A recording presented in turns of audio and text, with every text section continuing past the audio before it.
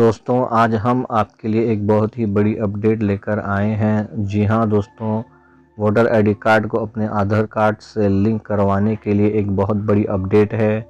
जिनका voter ID बना है वो लोग आधार से ज़रूर लिंक करवाएं। ऐसे में सरकार द्वारा ये नियम जारी किया गया है। इसको लिंक करने के बहुत सारे फ़ायदे हैं, जैसे कि आपको मोबाइल नंबर से आपका वोटर आईडी जुड़ जाएगा। इससे क्या होगा, इससे आपको पूरी जानकारी मिलेगी जो आपके आधार कार्ड में होगी। आपको पूरी जानकारी मिलेगी जो आपके आधार कार्ड में होगी या वोटर आईडी में होगी।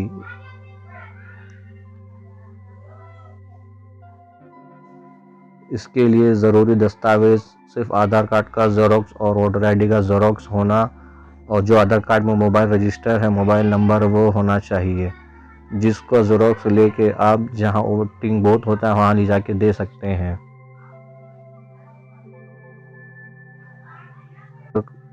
Don't forget to subscribe my channel and click the bell icon.